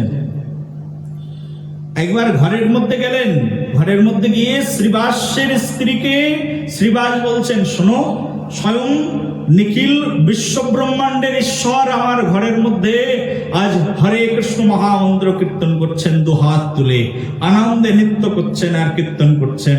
তোমার এই ক্রন্দনের শব্দ, তোমার সন্তান হারানো বেদনার এই ক্রন্দন, আর এই ক্রন্দনের শব্দ যদি একবার আমার প্রভুর কর্ণকুহরের মধ্যে যে পৌঁছায়, আর যদি আমার প্রভু কৃষ্ণ কথা, আমার প্রভু কৃষ্ণ নাম করতে আনন্দ না পায়, আর প্রভুর কৃষ্ণ নামে যদি ব্যাঘাত ঘটে যায়, তাহলে আমি প্রতিজ্ঞা করছি আমার প্রভুকে ব্যাঘাত করবার জন্য, এই কৃষ্ণ কথায় বাধা দেওয়ার জন্য আমি আমার নিজের প্রাণ পরিত্যাগ করে দেব। এক তো সন্তান হারানোর বেদনা, আর সঙ্গে সঙ্গে তুমি স্বামী হারানোর বেদনাকে উপভোগ করবে। এই কথা শুনে কোন স্ত্রী আর কাঁদতে পারে? স্ত্রী ক্রন্দন থামিয়ে দিলেন, আর স্বয়ং শ্রীবাস ঠাকুর মহাপ্রভুর সম্মুখে গিয়ে দুহাত তুলে নৃত্য করতে থাকলেন। কি নামে? সবাই বলো, হরে কৃষ্ণ কৃষ্ণ কৃষ্ণ হরে হরে, হরে রাম রাম রাম হরে হরে। এই দিব্য হরিনাম কীর্তনে সেই শ্রীবাস ঠাকুরের অঙ্গনে সবাই মিলে কীর্তন করছেন, আর মহাপ্রভু আনন্দে নিত্য কীর্তন করছেন। কিন্তু অন্তর্যামী ভগবানকে এই জগতে কে আছে যে তার অন্তর থেকে অন্তরের কথাকে একেবারে বহিষ্কার করে দেবে? মহাপ্রভু অন্তর্যামী, অন্তর থেকে জেনে গেছেন। মহাপ্রভু বলছেন, শ্রীবাস, আমি তো আজকে কীর্তনে আনন্দ পাচ্ছি না, কোথাও যেন দুঃখ ভাব। কিসের কারণ? শ্রীবাস মুখ বুজে থাকলেন। শ্রীপাদ নিত্যানন্দ আদি ভক্তগণ বললেন, প্রভু, অঘটন ঘটেছে। কি? শ্রীবাসের পুত্র মারা গেছে। চলো দেখি। ঘরের মধ্যে গিয়ে দেখলেন শ্রীবাসের পুত্র মৃত্যুশয্যায় শায়িত। স্বয়ং ভগবান শ্রীমান মহাপ্রভু গৌর সুন্দর, বেশি দিন আগের কথা নয়, এখান থেকে মাত্র 550 বছর আগের কথা, বেশি দূরের কথাও নয়, এখান থেকে মাত্র 100 টাকা খরচ করলেই চলে যাওয়া যায় নবদ্বীপ ধাম। এই নবদ্বীপের কথা, এই নবদ্বীপের প্রাণ রমন শ্রীমান মহাপ্রভু গৌর সুন্দর এখান থেকে মাত্র 550 বৎসর আগে সেই শ্রীবাসের মৃত পুত্রের হাত ধরে টেনে বললেন, এই ওঠো পুত্র। সঙ্গে সঙ্গে মৃত পুত্র জীবিত হয়ে মহাপ্রভুর সম্মুখে একেবারে বসে গেলেন। বলে, যাচ্ছ কোথায়? বলে, আমার নিজ আলয়। বলে, নিজ আলয় মানে আমার বাড়িতে? বলে, তোমার বাড়ি কোথায়? বলি, যেখানে আমার আত্মার জন্ম সেটাই হচ্ছে আমার বাড়ি। বলি, তুমি এই দেহের মধ্যে থাকবে না? বলি, না না, নশ্বর দেহের মধ্যে থাকবো না। চলে যাবে কেন? বলি, এখানে থেকে লাভ কি? আর আমার তো পরম সৌভাগ্য, আমার এই আত্মা স্বয়ং যে বাড়িতে স্বয়ং ভগবান নিত্য কীর্তন করেন, সেই বাড়িতে নিত্য কীর্তনরত ভগবানের মুখারবিন্দের অমৃতময় কীর্তন শ্রবণ করতে করতে আমি আমার পরম ধামে যাচ্ছি। বলি, শ্রীবাসের ঘরে থাকো? বলি, শ্রীবাস আবার কে? তার সঙ্গে আমার সম্পর্ক নেই। বলি, তার স্ত্রী কাঁদছে তোমার জন্য, তোমার একটু দুঃখ হচ্ছে না? বলছে, দুঃখ হওয়ার কি আছে, অনিত্য তো জগৎ, এই জগতে কারোর সঙ্গে কারোর কোনো সম্পর্ক নেই। আমাদের একটাই নিত্য সম্পর্ক, সেটা হচ্ছে আত্মার সম্পর্ক একমাত্র পরমাত্মার সঙ্গে। বলো রাধে রাধে। আমাদের একমাত্র সম্পর্ক হচ্ছে আত্মার সম্পর্ক হচ্ছে সেই পরমাত্মার সঙ্গে, আর কোনো সম্পর্ক নেই জগতে। বলি, সেই পরমাত্মার কাছে যাচ্ছি। শ্রীবাসকে বলছেন, মহাপ্রভু দেখো, তোমার ছেলে থাকতে চায় না, ও যেখানে যে আনন্দ করতে চায় সেখানে যেতে দাও। শ্রীবাস বললেন, কোনো দুঃখ নেই, স্বয়ং মৃতপুত্র জীবিত হয়ে গেল। কিসে বলো? এক মহাপ্রভুর কথায়, মহাপ্রভুর নামে। হয় নাকি? যিনি মৃত তিনি জীবিত হয়ে যান। মহাপ্রভুর কথা এইরকম, কীর্তন এইরকম, নাম এইরকম, নামের মহিমা এইরকম। এই নবদ্বীপে, বেশি দূরে নয়, এই নবদ্বীপে এক আচার্য ছিলেন, নাম হচ্ছে সারাঙ্গ মুরারি ঠাকুর। ভালো করে শুনবে।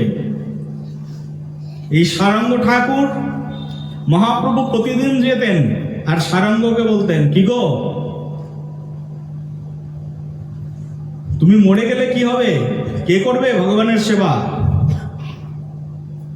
বলি, নতুন একটা স্ত্রী ধরে নিয়ে এসো।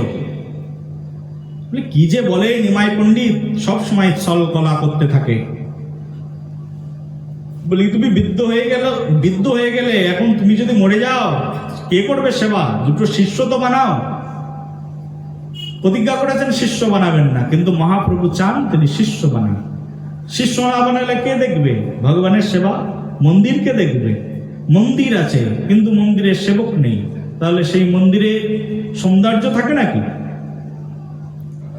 সারাঙ্গ ঠাকুরকে এত করে বলতে থাকলেন। সারাঙ্গ ঠাকুর একদিন মহাপ্রভুর এই এত বিরক্তির কারণে সারাঙ্গ ঠাকুর বললেন, ঠিক আছে শোনো। আর মহাপ্রভুর সঙ্গে মহাপ্রভুর পার্শ্বদগণ তেমন, এমন করে ধরেছেন। সারাঙ্গ ঠাকুর বললেন, শোনো, কালকে সকালবেলায় যার মুখ আমি আগে দেখব তাকেই আমি আমার শিষ্য বানাবো। বলি, বেশ।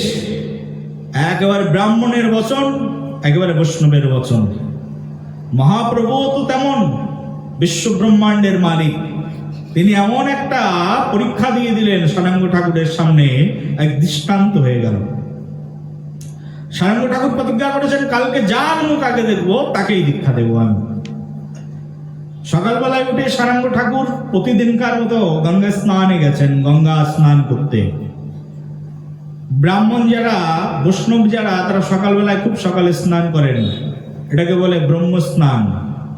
সকালবেলায় সূর্য ওঠার আগে স্নান করতে হয়, এটা হচ্ছে ব্রাহ্মণ বৈষ্ণবদের নিয়ম। সকালবেলায় উঠে স্নান করতে গঙ্গায় যখন গেছেন, গঙ্গায় গিয়ে একখানা ডুব দিয়েছেন। আর গঙ্গায় তো প্রতিদিন প্রচুর মানুষ স্নান করতে যায়, সবাই জেনে গেছে সারাঙ্গ ঠাকুরের প্রতিজ্ঞা। সারাঙ্গ ঠাকুরের প্রতিজ্ঞা সবাই জানেন, একবারে সবাই দেখতে এসেছেন কি হয় আজকে। সারাঙ্গ ঠাকুর এমন প্রতিজ্ঞা করেছেন যে যার মুখ আগে দেখবেন তাকেই দীক্ষা দেবেন। সারঙ্গ ঠাকুর স্নান করে ডুব দিয়েছেন, দিয়েই যেই না উঠেছেন, উঠে সঙ্গে সঙ্গে মাথায় ঠেকে গেছে একটা মৃত লাশ। সারঙ্গ ঠাকুরের মনে পড়লো, আমি তো কালকে প্রতিজ্ঞা করেছিলাম যার মুখ আগে দেখবো তাকে আমি দীক্ষা দেবো, এ তো একটা মৃত লাশের মুখ দেখলাম, রে রে রে, একে দীক্ষা দেবো কি করে? সঙ্গে সঙ্গে মৃত লাশকে টেনে ডাঙায় তুলেছেন। ডাঙায় তুলে তখন ভাবছেন, এ কি অবস্থায় পড়ে গেলাম, মৃত লাশকে কি কখনো দীক্ষা দেওয়া যায়? পৃথিবীর ইতিহাসে এমন ঘটনা ঘটেছে কখনো যে মৃত লাশকে দীক্ষা মন্ত্র দেব? দীক্ষা তো তাকেই দেওয়া যায় যে যার কান আছে, যিনি শুনতে পাবেন। দেহের মধ্যে যদি আত্মা না থাকে আর কান দিয়ে শুনবেন কি করে? তো দেহের মধ্যে তো আত্মাই নেই, তো দীক্ষাটা দেবো কি করে? মৃত লাশকে কি কখনো দীক্ষা দেওয়া যায়? তার কানে দীক্ষা দিলে সে কি শুনতে পায়? আর শুনতে না পেলে সে জপটা করবে কি করে? দীক্ষাটা হবে কি করে? দীক্ষা তো ভাই কর্ণমূলে, তাই মন্ত্রটা দেবো কি করে? দীক্ষা দেওয়ার জন্য অনেক করে ভাবলেন। এখন ভাবতে ভাবতে বলছেন, তাহলে এই মৃত লাশকে জীবিত করতে হবে। মৃত লাশকে জীবিত করবার জন্য সারঙ্গ ঠাকুর খুব পণ্ডিত ছিলেন। আর সারঙ্গ ঠাকুর তখন বেদের বিভিন্ন স্তুতি করতে থাকলেন। বৈদিক স্তুতিতে সেই মৃত লাশের প্রাণ সঞ্চারিত হলো না। এখন উপনিষদ আদি বিভিন্ন মন্ত্র পাঠ করতে থাকলেন, কোনো কিছুতেই তার প্রাণ সঞ্চারিত হলো না। যখন কোনো মন্ত্রে প্রাণ ফিরছে না, তখন সারঙ্গ ঠাকুর ভাবলেন, মন্ত্রে যদি প্রাণ না ফেরে তাহলে কি দিয়ে তার প্রাণ ফেরানো যাবে? আচ্ছা মায়েরা বলো তো, ঔষধে যদি মানুষের রোগ ভালো না হয় তাহলে কি খেতে হবে? বলো, আরে বলো, রাধে রাধে ঔষধ। আরে ঔষধে যদি মানুষের রোগ ভালো না হয় তাহলে মহা ঔষধ খেতে হবে নাকি? বলো না, হ্যাঁ কি না? হ্যাঁ হলে একবার বলো রাধে রাধে, প্রেম সে বলো। ঔষধে কাজ না হলে তো মহা ঔষধ খেতে হবে। বলি মন্ত্রে কাজ হচ্ছে না, তাহলে মহামন্ত্র বলি। মন্ত্রে কাজ হচ্ছে না, মন্ত্রের উপরে আরেকটি মন্ত্র আছে যার নাম হচ্ছে মহামন্ত্র। কি নাম? বলি এই মহামন্ত্র তো নিমাই পণ্ডিত সহসাই নিত্যানন্দ আদি পার্শ্বদেরকে নিয়ে নদিয়ার রাস্তায় একেবারে ফ্রিতে বিতরণ করছেন। তা ফ্রি ঔষধ আবার মানুষ মনে করে যে ফ্রি মেডিসিন মানে এতে আবার কাজ বেশি হবে না। একবার বলো রাধে রাধে। দেখবে আগের যুগে এখান থেকে প্রায় 200 বছর আগে, 100 বছর আগে মানুষ গাছটা দিয়ে কবিরাজি ঔষধ, এটাকে এই ভেষজগুলো, যেটাকে আমরা এখন আধুনিক যুগে রামদেবের ঔষধও কেউ বলেন, ঠিক আছে? তো এইরকম যে ভেষজ, যে গাছ দিয়ে যে সকল ঔষধ করা হতো, সেই সব ঔষধগুলো দিনের পর দিন আমেরিকান ঔষধ আসবার পরে এই ঔষধগুলো কিন্তু মানুষের কাছে একেবারে তুচ্ছ ঔষধে পরিণত হয়েছে। হ্যাঁ কি না বলো? হ্যাঁ বলো না, হ্যাঁ বলে একবার বলো রাধে রাধে, প্রেম সে বলো। এখন তো আমরা নাম দিয়ে দিয়েছি আয়ুর্বেদিক ঔষধ। কারোর আবার আয়ুর্বেদের পরে খুব বিশ্বাস আছে, কিন্তু এই আয়ুর্বেদ আগে যখন ছিল, তৎকালীন সময়ের বৈদ্য, হাকিম, ডাক্তার যারা ছিলেন, তারা যখন ওই বেটে বেটে ঔষধ বানাতেন, ওই ঔষধ যেহেতু অল্প টাকায় পাওয়া যেত, মানুষ মনে করতেন অল্প টাকার ঔষধ মানে এতে কাজ হবে না। আমাদের জগৎ সংসারটা হচ্ছে এরকম বাবা। জগৎ সংসারে সত্য বস্তুর মূল্য অনেক সময় আমরা বুঝতে পারি না। অনেক সাধুরা এসে তোমার ঘরের সামনে ঘুম ভাঙানো পাখির মতো এসে করতাল বাজিয়ে মহা ঔষধ দিয়ে যায়, আর তুমি মনে করো এই 1 টাকার জন্য এসেছে, 2 টাকার জন্য ভিখারি এসেছে। কিন্তু ওই ভিখারি তোমাকে যে কি মূল্যবান বস্তু দিয়ে গেল তুমি নিজেই বুঝতে পারলে না। একবার বলো, বলো একবার। আরে নিমাই নিতাই নবদ্বীপের রাস্তায় রাস্তায় মহামন্ত্র প্রচার করেন। মন্ত্রে কাজ হয় না, সেই মন্ত্র মহামন্ত্র প্রচার করেন। কোথায়? নবদ্বীপের নদিয়ার রাস্তায় রাস্তায়।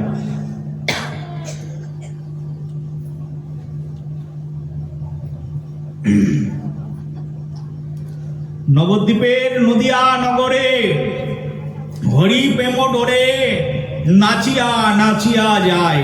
নদিয়া নগরে হরি প্রেমে বিভূষিত হয়ে, হরি প্রেমে মত্ত হয়ে নেচে নেচে নেচে নেচে গৌরনীতায় নদিয়া নগরে কীর্তন করতেন, মহামন্ত্রের কীর্তন। যে মহামন্ত্র সম্পর্কে কলি সন্তরণ উপনিষদ ব্যাখ্যা করেছেন, হরের নাম হরের নাম হরের নামৈব কেবলম, কলেও নাস্তেব্য নাস্তেব্য গতির অন্যথা। বলছে হরিনাম যা ছাড়া কলিযুগের মানুষের আর কোনো গতি নেই। ইতি ষোড়শ নাম্নাম কুলি কল্মশ নাশনম না তো পরতর পয়াসর্ব বেদেশু বিদ্যতে। যে নাম ছাড়া এই কলিযুগের মানুষের আর কোনো গতি নেই, সেই নাম হচ্ছে এই হরে কৃষ্ণ মহামন্ত্র। হরে কৃষ্ণ মহামন্ত্র সাধারণ কোনো মন্ত্র নয়। এই হরে কৃষ্ণ মহামন্ত্র কয়েকটি শব্দ সমষ্টি নয়। হরে কৃষ্ণ মহামন্ত্রের মধ্যে এত শক্তি আছে যা একটা বেদের স্তুতির মধ্যে অত শক্তি নেই যত শক্তি হরে কৃষ্ণ মহামন্ত্রের মধ্যে আছে। সারাঙ্গ মুরারি ঠাকুর আজকে সেই মৃত লাশকে একেবারে ডাঙার উপরে তুলে অনেক স্তব স্তুতি পাঠ করে মৃত লাশের প্রাণ ফিরিয়ে আনতে পারলেন না। অনেক স্তব স্তুতি পাঠ করে কাজ হলো না। এখন ভাবছেন মন্ত্রে কাজ হয়নি, তাহলে নিমাই সব জায়গায় প্রচার করেন আর বলেন আমি যে নাম এনেছি এর নাম মহামন্ত্র। তাহলে মন্ত্রে যখন কাজ হলো না, তাহলে নিমাইয়ের মহামন্ত্র একবার বলে দেখি। একেবারে কানটা সামনে নিয়ে এসছেন, আর নিয়ে এসে প্রথমেই কানের মধ্যে একেবারে সাপটে হরে কৃষ্ণ কৃষ্ণ কৃষ্ণ হরে হরে, হরে রাম রাম রাম হরে হরে, এই না মহামন্ত্র যেই না প্রবেশ করিয়েছেন, আর প্রবেশ করানোর সঙ্গে সঙ্গে সেই মৃত লাশ তৎক্ষণাৎ সেখানে জীবিত হয়ে গেল, আর মৃত লাশের মধ্যে প্রাণ সঞ্চারিত হয়ে গেল। মৃত লাশ আজকে নৃত্য করে করে কথা বলতে থাকলেন। মৃত লাশের মনে আনন্দ, প্রাণ ছিল না, দেহের মধ্যে প্রাণ ফিরে এসেছে। আর প্রাণ ফিরে এসে মৃত লাশ এখন তার গুরুদেবের সঙ্গে সঙ্গে বলছেন হরে কৃষ্ণ কৃষ্ণ কৃষ্ণ হরে হরে, হরে রাম রাম রাম হরে হরে। এই না মহামন্ত্র সেই মৃত লাশ আজকে উঠে বলতে শুরু করেছেন।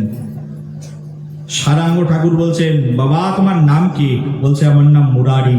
সারাঙ্গ ঠাকুর এই মুরারিকে হরে কৃষ্ণ মহামন্ত্র দিয়ে জীবিত করালেন। সেদিন থেকে সারাঙ্গ ঠাকুরের নাম একসঙ্গে হয়ে গেল সারাঙ্গ মুরারি ঠাকুর। বলো সারাঙ্গ মুরারি ঠাকুর কি। আর কত শুনবে কৃষ্ণ কথার মহিমা, কৃষ্ণ নামের কি মহিমা শুন। নাম এইরকম যে নাম মৃত লাশকে পর্যন্ত প্রাণবন্ত করে দিতে পারে। জমের কাছে চলে গেছে যে আত্মা, সেই আত্মাকে ফিরিয়ে নিয়ে আসবার ক্ষমতা যদি থেকে থাকে কোন বস্তুর মধ্যে, সেটি হচ্ছে হরিনাম অমৃত। তা হচ্ছে কৃষ্ণ কথা। কৃষ্ণ কথা এইরকম কি আছে হরে কৃষ্ণ নামের মধ্যে। হরে শব্দের অর্থই হচ্ছে শ্রীমতী রাধারানী, আর কৃষ্ণ মানে তো কৃষ্ণ।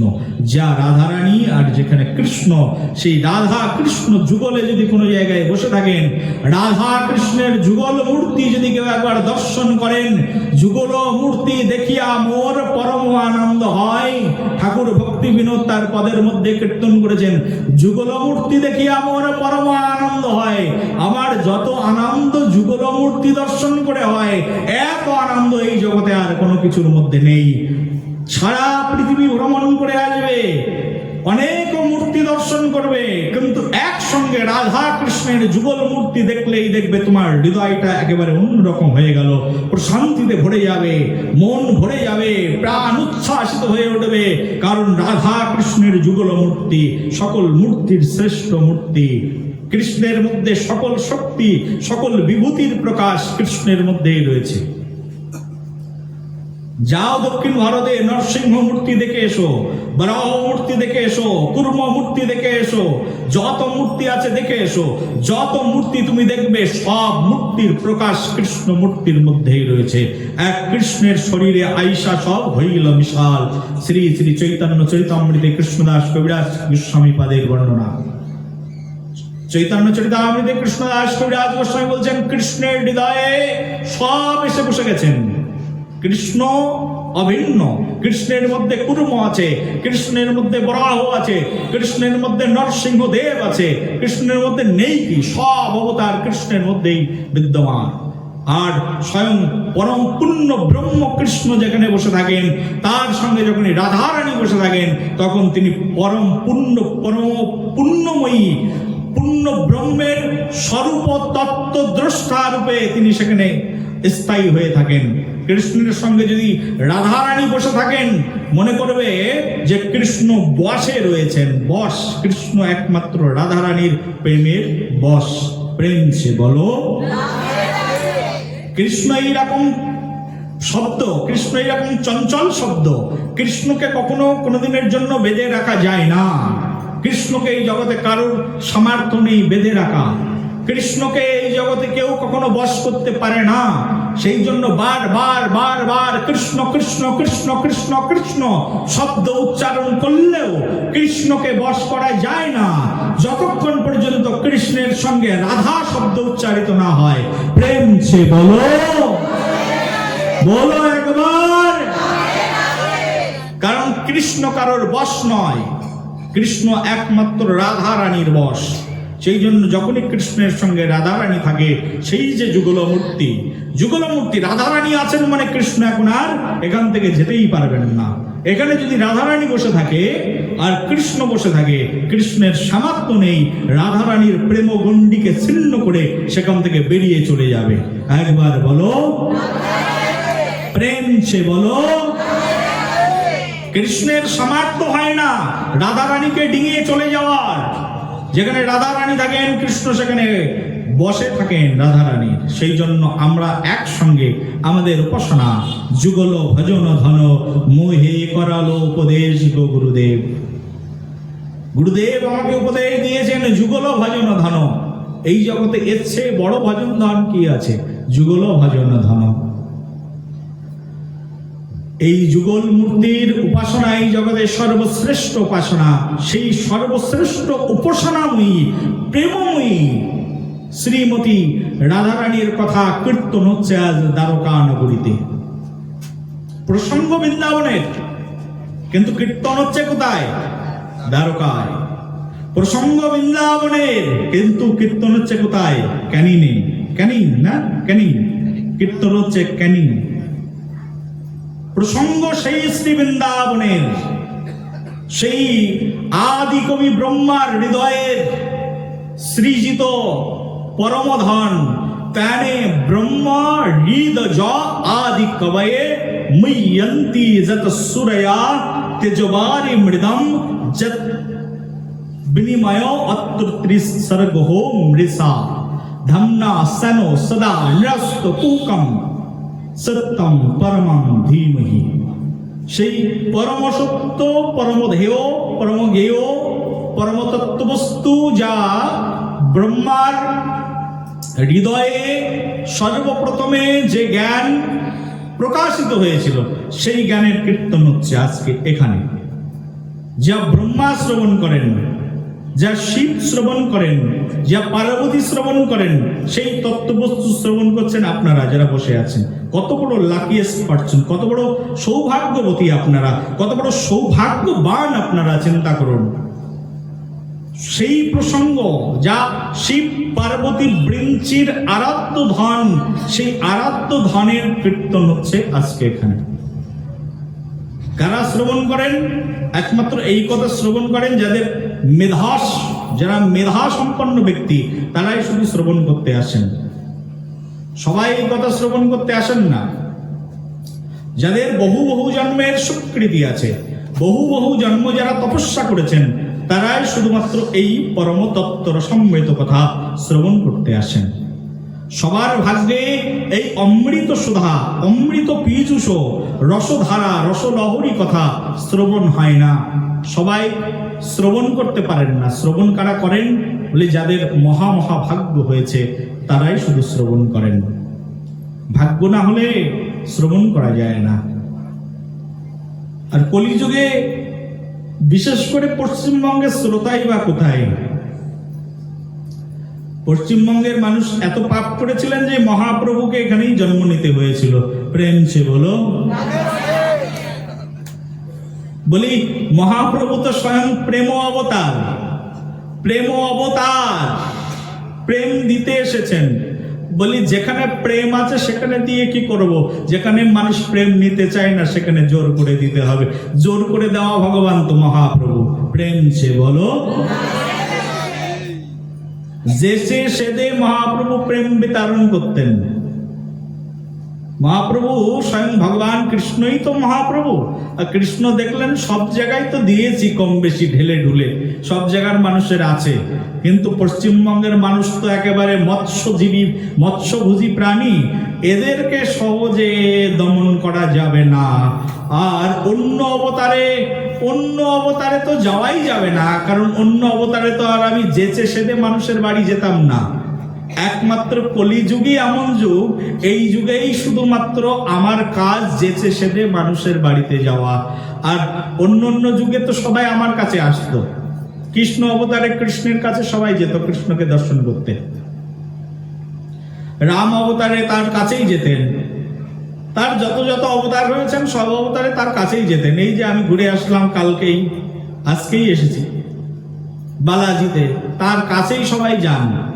বালাজি দর্শন করতে প্রায় আমার সময় লেগে গেল একদিন এক রাতের মতো, না অতটা হবে না, প্রায় 15 ঘন্টার মতো টাইম লেগে গেল বালাজি দর্শন করতে। এতটা অপেক্ষা করে লাইন দিয়ে বালাজি ভগবানকে দর্শন করতে হয়েছে। বলি এতটা ধৈর্য তো কলিযুগের মানুষের নেই, বিশেষ করে পশ্চিমবঙ্গের মানুষ তো দাঁড়াবে না তো সময়। তো পশ্চিমবঙ্গের মানুষ যেহেতু আমার কাছে আসবে না, তা আমি পশ্চিমবঙ্গের প্রত্যেক মানুষের বাড়িতে বাড়িতে যাব। আর গৌরনিতাই সেই জন্যই নবদ্বীপে আবির্ভূত হয়েছেন। নবদ্বীপে ধাম কি, নদিয়া বিহারী লাল কি। আর নদিয়াতে স্বয়ং মহাপ্রভু নবদ্বীপে আবির্ভূত হয়ে এখন প্রত্যেকের বাড়িতে বাড়িতে যান। আর প্রত্যেকের বাড়িতে কেমন করে যান? বলে এরা আবার খুব রসিক মানুষ হবে। পশ্চিমবঙ্গের মানুষ একটু নাচ গান না করলে আবার পছন্দ করবে না। সেই জন্য দেখবে যে শুধু ভাগবত কথা বললে মানুষ শুনতে চায় না, ঘুমিয়ে পড়ে, ঝিমিয়ে পড়ে। সেই জন্য আমাদেরকে আবার টিম নিয়ে যেতে হয়, একটু নাচ গানও করাতে হয়, না হলে এদের আবার ভালো লাগে না। প্রেম সে বলো। একটু নাচ গান না হলে আবার ভালো লাগে না। সেই জন্য পশ্চিমবঙ্গের মানুষ আবার একটু নৃত্য প্রিয়, আবার একটু গান প্রিয়। আর মহাপ্রভু তো কারুর বাড়িতে যখন যেতেন খালি হাতে যেতেন না, 2 হাত উঁচু করে যেতেন। আর সঙ্গে সঙ্গে নিতাইকে নিয়ে যেতেন। আর নিতাই গৌর 2 জন সবার বাড়িতে বাড়িতে যেতেন। হরিদাস ঠাকুরকে বলতেন, এই শোনো হরিদাস। মহাপ্রভু বলছেন, নিত্যানন্দ শুনো, কাম হিয়ার। নিত্যানন্দকে ডাকছেন, শুনো শুনো নিত্যানন্দ, শুনো হরিদাস। সর্বত্র আমার আজ্ঞার করহ প্রকাশ, অতি ঘরে ঘরে গিয়ে করো এই ভিক্ষা। বলো কৃষ্ণ, ভজ কৃষ্ণ, করো কৃষ্ণ শিক্ষা। যাও, প্রত্যেক ঘরে ঘরে যাও, এভরি ডোর টু ডোর, প্রত্যেক দরজায় দরজায় যাও। আর সেখানে গিয়ে সবাইকে তুমি শ্রবণ করো হরিনাম। নিত্যানন্দ হরিদাস প্রত্যেকের দরজায় দরজায় যেতেন আর সবার সামনে সামনে গিয়ে করতাল বাজাতেন আর হরে কৃষ্ণ মহামন্ত্র গাইতেন। আর মহাপ্রভু স্বয়ং সপার্শ্বদেরকে নিয়ে সবার বাড়িতে যেতেন। আর বাড়িতে গিয়ে মহাপ্রভু উঠানের উপরে নেচে নেচে হরিনাম কীর্তন করতেন। হরে কৃষ্ণ কৃষ্ণ কৃষ্ণ হরে হরে, হরে রাম রাম রাম হরে হরে। আর গৃহবধূগুলো ঘর থেকে বাইরে এসে দেখতেন, দেখো দেখো নিমাই নাচছে। বলি কে নাচছে? আরে নিমাই এসেছে আজকে নগর সংকীর্তনে। আর নগর সংকীর্তনের মাঝখানে মধ্যমুনি নিমাই দুহাত তুলে নাচছে, সঙ্গে নিতাইও আছে, তাই নাকি? দেখি দেখি। গৃহবধূগুলো একেবারে এইরকম উকিক মেলে দেখতো, আবার এইরকম করে দেখতো, তাই তো? চলো চলো একটু সামনে গিয়ে দেখি। নিমাইকে দেখলেই মন প্রাণ ভরে যায়। নিমাই আর নিতাই দুইজন মিলে দুহাত তুলে একেবারে আনন্দে নৃত্য কীর্তন শুরু করেছেন। এমন নৃত্য, যে নৃত্য দর্শন করতে স্বয়ং উপর থেকে ইন্দ্র আদি দেবতারা আসতেন স্বয়ং শ্রীমান মহাপ্রভুর নৃত্য দর্শন করতে।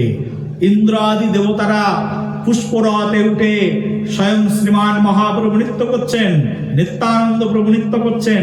সেই নিত্যানন্দ আর স্বয়ং শ্রীমান মহাপ্রভু নৃত্য দর্শন করতেন উপর থেকে এসে দেব দেবতারা। কখনো কখনো কেউ কেউ আবার পুষ্প বৃষ্টি করে চলে যেতেন।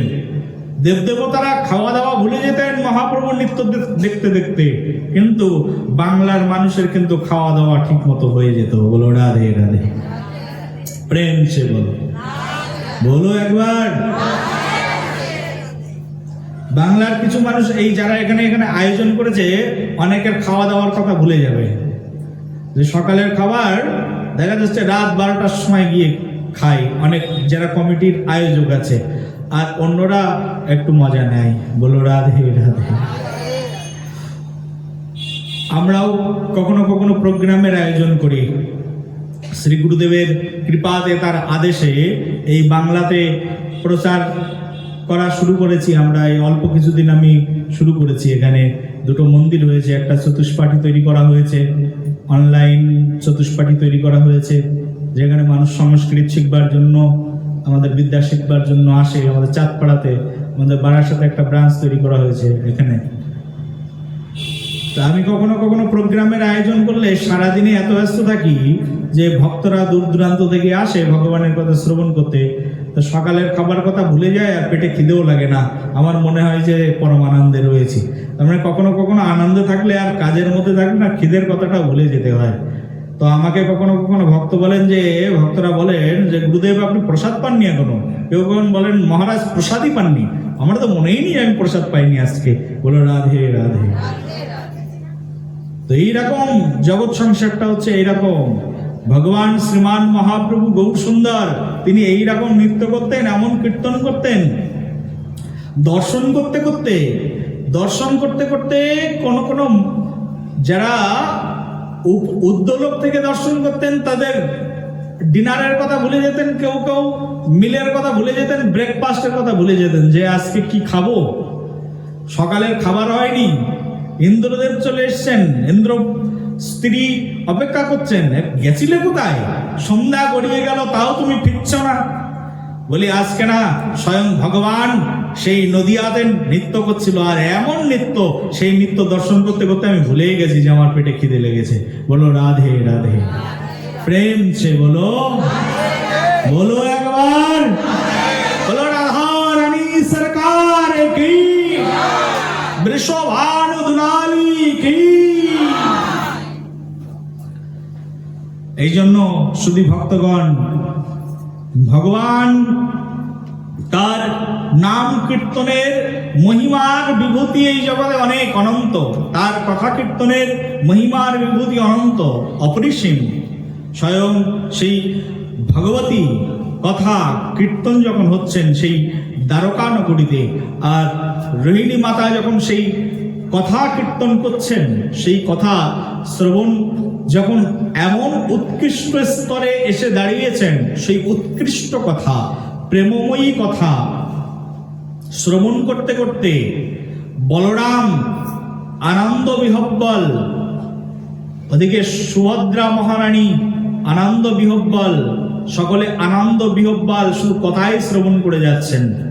কথা শ্রবণ করতে করতে করতে করতে এমন একটা বিশেষ পরিস্থিতির মধ্যে এসে দাঁড়িয়েছেন, যে পরিস্থিতিতে স্বয়ং ভগবান তার দেহ নিথর হয়ে গেল, আর স্বয়ং ভগবান শ্রীকৃষ্ণ তার মাতা রোহিণীর কাছ থেকে কৃষ্ণ কথা শ্রবণ করতে করতে একেবারে পুরো দুই হাত কুঞ্চিত হয়ে একেবারে দেহের মধ্যে ঢুকে গেল, দুই তার পদ একেবারে সংকুচিত হয়ে একেবারে তার কক্ষের মধ্যে প্রবিষ্ট হয়ে গেল। কান দুটো একেবারে খাড়া হয়ে গেল, চক্ষু দুটো বড় বড় হয়ে গেল, সঙ্গে সঙ্গে একই রকম ভাব প্রকাশিত হয়ে গেল স্বয়ং বলরাম প্রভুর, সঙ্গে সঙ্গে একই রকম ভাব প্রকাশিত হয়ে গেল সুভদ্রা দেবীর। আর এই সময় স্বয়ং একেবারে বৈকুণ্ঠ থেকে, যেখানে কৃষ্ণ কথা হয়, ভগবান কথা দিয়েছেন, জানো তো, স্বয়ং ভগবান কথা দিয়েছেন, নাহাম তিষ্ঠামি বৈকুণ্ঠে যোগিনাম হৃদয়েন চ মদ্ভক্ত যত্র গন্ত্রী তত্র তিষ্ঠামি হে নারদঃ। ভগবান প্রতিজ্ঞা করেছেন, যেখানে আমার ভক্ত আমার গুণকীর্তন করবেন, যেখানে আমার ভক্ত আসবেন, আমার কথা কীর্তন যেখানে হবে, এই যে ভাগবত কথা হচ্ছে, বলছেন যেখানে ভাগবত কথা হবে, যেখানে ভক্ত মণ্ডলী আমার কথার আয়োজন করবেন, সেখানে আমি সব কিছু ছেড়ে দিয়ে সেখানে চলে আসব। কৃষ্ণ বচন দিয়েছেন, নাহম তিষ্ঠামি বৈকুণ্ঠে, আমি বৈকুণ্ঠে থাকি না। নাহম তিষ্ঠামি বৈকুণ্ঠে যোগিনাম হৃদয়েন চ, আমি যোগীর হৃদয়ের মধ্যে থাকি না। মদ ভক্ত, আমার ভক্ত যেখানে আমার গুণকীর্তন করেন, আমি সেখানে এসে উপস্থিত হয়ে যায়। আমরা কথাটা শুরু করেছিলাম এখান থেকে, যে ভগবান কোথায় থাকেন? ভগবান থাকেন ভগবানের কথায়। প্রেম সে বলো, বলো একবার, ভগবান কোথায় থাকেন? ভগবানের কথায়। যেখানে ভগবানের কথা কীর্তন হয়, সেখানে তো ভগবান আসেনই আসেন, কারণ ভক্তরা আসেন শ্রবণ করতে, আর যেখানে ভক্ত আসেন সেখানে তো ভগবান আসেন। আর যেখানে কথার ব্যাস আসন তৈরি করা হয়, যেখানে ভাগবত এসে উপস্থিত হয়ে যায়, যেখানে ভক্তরা সংকল্প করেন, সেখানে স্বয়ং ভগবান এসে উপস্থিত হয়ে যায়। সেই জন্য ব্যাস আসনের মতো এত পবিত্র আসন আর নেই, বিশেষ করে কলিযুগে। কলিযুগে তো বাবা ভগবান নিজের মুখ দিয়ে বলেছেন, একবার ভগবানের প্রিয় উদ্ধব, কৃষ্ণের প্রিয় উদ্ধব বলছেন, হে প্রভু, তুমি যদি চলে যাবে আমি কোথায় গিয়ে থাকব? কারণ তোমার প্রসাদী মালা আমি পরে থাকি, তোমার প্রসাদী মুকুট মাথায় দিই, তোমার প্রসাদী জামা আমি গায়ে দিই। কত বড় ভক্ত উদ্ধব ভগবান শ্রীকৃষ্ণের। উদ্ধব বলছেন, হে ভগবান, শুনেছি 125 বছর লীলা করে তুমি এই পৃথিবী ছেড়ে চলে যাবে। 125 বছর পূর্তে বেশি দিন নেই, তাহলে তুমি যদি চলে যাও আমি কোথায় যাব? আমি তো তোমার চরণের কিঙ্কর।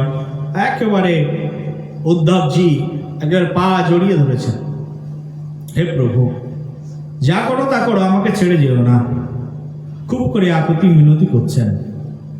এই আকুতি মিনতিতে স্বয়ং পরব্রহ্ম ভগবান তখন বলছেন, শোনো উদ্ধব, আমি চলে গেলেও আমি আমার নিজেকে এখানে রেখে যাব।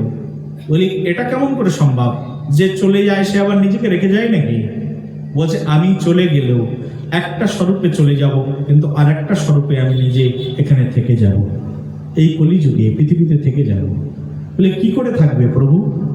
ভগবান তখন উদ্ধবকে বললেন, শোনো, আমার এই দেহটা হচ্ছে সচ্চিদানন্দ। ভগবান শ্রীকৃষ্ণের দেহ তৈরি হয় 3টি উপাদান দিয়ে, সচ্চিত আর আনন্দ, 3টি বস্তু দিয়ে ভগবান তৈরি হয়। আমাদের মানব দেহ তৈরি হয়, ভগবানের চেয়ে আরো বেশি বস্তু লাগে আমাদের তৈরি করতে। আমাদের মানব দেহ তৈরি হয় 5টা উপাদান দিয়ে, ক্ষিতি, অপ, মরু, তেজ, বম, এতগুলো উপাদান দিয়ে আমাদের মানব দেহ তৈরি হয়। কিন্তু ভগবান তৈরি হয় সচ্চিত আর আনন্দ, 3টি বস্তু দিয়ে ভগবান তৈরি হয়ে যায়। ভগবান বলছেন, আমি সচ্চিদানন্দ দেহ নিয়ে চলে যাব, কিন্তু আমার আরেকটি দেহ থেকে যাবে, আমার আরেকটি স্বরূপ থেকে যাবে। বলি, কোন স্বরূপে তুমি থাকবে? বলে, আমি এক স্বরূপে চলে যাব আর এক স্বরূপের মধ্যে মিশে যাব। কোন স্বরূপ? বলছে, কলিযুগে আমার সেই স্বরূপের নাম হবে ভগবত স্বরূপঃ। বলো, ভগবান কি? কলিযুগে ভগবানের সেই দ্বিতীয় স্বরূপের নাম হচ্ছে এই ভাগবত স্বরূপ। উদ্ধবকে বললেন, হে উদ্ধব, আমি চলে যাব বলে তুমি দুঃখ করো না, আমি চলে যাব, কিন্তু আমি ভাগবত কথা রূপে এই পৃথিবীর মধ্যে থাকব। যেখানে যেখানে ভাগবত মঞ্চ হবে আর যেখানে যেখানে ভাগবত কথার আয়োজন হবে, আমি অবিলম্বে সেখানে এসে উপস্থিত হয়ে যাব। আর সেখানে এসে প্রত্যেকটি ভক্তের ভাবকে দর্শন করে প্রত্যেক ভক্তের ভাবে ভাবে তাদেরকে আমি অনুগ্রহ প্রদান করব। বলো নিতাই গৌর হরি বল। ভগবান চলে আসেন তার ভক্তামৃত কথা, ভক্তের ভাব, ভক্তের প্রেম, ভক্তের মাধুর্যতা, ভক্তের কমনীয়তা, ভক্তের বিশেষণ দর্শন করবার জন্য ভগবান চলে আসেন ভাগবত অনুষ্ঠানে, যেখানে ভাগবত কথা হয়। কলিযুগে সেই জন্য শুধু ভক্তগণ বেশি বেশি ভাগবত কথার আয়োজন করা উচিত, যে কথায় একেবারে প্রচ্ছন্ন কথা, যার মধ্যে স্বয়ং ভগবান নিহিত রয়েছে। কলিযুগে এর চেয়ে বড় ধর্ম আর কিছু নেই, ভাগবত ধর্ম। এই যেখানে যেখানে ভাগবত কথা হবে সেখানে সেখানে হরিনামের মহিমা প্রকাশ হবে। হরিনাম যে মহা ঔষধ, হরিনাম যে পরম উপদেয় বস্তু, জানে কতজন? জানলে তারপরে না কেউ খাবে। আমি যদি জানি এই বস্তুটা খেলে মিষ্টি লাগে, তবে না সেই বস্তুটা আমি খাবো। আমি একটা বস্তু সম্পর্কে জানি না, তা খাবো কেন? সেই জন্য ভাগবত কথার প্রয়োজন কলিযুগে। উদ্ধবজিকে ভগবান বললেন, যাও, আমি ভাগবত রূপে থাকবো, তুমি ভাগবতের আরাধনা করো বৃন্দাবনে গিয়ে। আর উদ্ধবজি যতদিন ছিলেন পৃথিবীতে ভাগবত কথাকেই প্রচার করেছেন। সেই জন্য আমাদের বিশেষ করে পশ্চিমবঙ্গের অবস্থা তো খুবই খারাপ। পশ্চিমবঙ্গের মতো এত খারাপ অবস্থা আর কোথাও নেই। সারা ভারতের কত জায়গায় যায় ভাগবত কথা কীর্তন করতে, কিন্তু এর মতো খারাপ অবস্থান আর কোথাও আমি দেখিনি। মানুষের শ্রবণের আগ্রহ নেই, প্রেমের ব্যাকুলতা নেই, অনুষ্ঠানের ভুরি ভুরি আয়োজন নেই। অন্যান্য জায়গায় যেমন ভাগবত কথার জন্যই মানুষ 1 বছর ধরে অপেক্ষা করে থাকে, ভাগবত কথা হবে, কলস যাত্রা হবে, গঙ্গা বরণ হবে, 7 দিন ধরে কথা শ্রবণ করব। কথা মণ্ডপকে এত প্রকৃষ্টভাবে, এত উন্নতভাবে কথা মণ্ডপকে সাজানো হয়। কথার একটা মণ্ডপ সাজানোর জন্য একজন গৃহস্থ ব্যক্তি 1 লাখ টাকা খরচ করে দেয় শুধু কথা মণ্ডপকে সাজানোর জন্য, কারণ এখানে কথা হবে। ভাগবতের আসনটাকে সাজানোর জন্য 1 লক্ষ টাকা খরচ হয়ে যায় অন্যান্য স্থানে। পশ্চিমবঙ্গের মানুষের সেই চেতনা কবে আসবে জানি না। ভাগবতের প্রতি গুরুত্ব নেই, এই কারণে কথা যে কোনো জায়গায়। আমাকে তো একবার এক ভক্ত ডেকেছেন যে, মহারাজ একটু কথা বলতে হবে, হরিকথা। কত তারিখ শুনলাম, আমি দেখলাম যে আজকের দিনটা ফাঁকা আছে, আমি চিনি না তাকে। ডেকেছেন, আমি চলে গেছি। যে নামযজ্ঞের অনুষ্ঠান, আর অনুষ্ঠানের মধ্যে কথা কোথায় করবো? কথা করবার জন্য একটা ছোট্ট একটা টুল নিয়ে সামনে দিয়ে দিলেন, আর একটা আসন দিয়ে একবার মাটির উপরে বসিয়ে দিয়েছেন। আমার জন্য একটা আসন আর সামনে একটা টুল। বলে ভক্তরা কোথায় বসবে? ভক্তরা এই তো সামনে এখানে বসে যাবে। ভক্তদের বসার জন্য কোনো জায়গাও দেয়নি। বলে কেউ কেউ চেয়ারে বসে যাবে, 2-5টা চেয়ার রেখে দিয়েছে। আমি বলছি কি ব্যাপার, এখানে শ্রোতা কতজন আসবে? বলছে ভাগবত শুনতে তো বিশেষ কোনো শ্রোতা আসে না, কিন্তু আপনি পাঠ করেন, আপনাকে টাকাটা বুঝিয়ে দেবো। বলো রাধে রাধে। ভাগবতকে কতটা যত্ন করেছে, কতটা আদর করেছে বুঝতে পারছেন? ভাগবতের প্রতি প্রীতি কতটা। এই হচ্ছে কলিযুগের মানুষের অবস্থান। মনে করে সাধু বৈষ্ণব কথা এগুলো টাকায় বিক্রি হয়ে গেছে, আর সত্যি সত্যি তাই হয়েছে। আমি হয়তো যাই না কেউ ফোন করলে, কিন্তু আমারও তো অনেক মানুষ আছে, যদি বলে না না না না টাকার গন্ধ পেয়ে গেলেই চলে যাবে, সেখানে কথা মণ্ডপ হোক আর না হোক টাকা তো পেয়ে যাচ্ছি। 2টো কথা এখান থেকে সংস্কৃত শ্লোক 2টো বলে দিলাম, আর 2টো গল্প বলে দিলাম, শুনলো কেউ, শুনলো না শুনলো, টাকাটা তো পাবো, ঘরের মধ্যে গিয়ে বউ ছেলে মেয়ে খাওয়াবো। প্রেমছে বলো রাধে রাধে।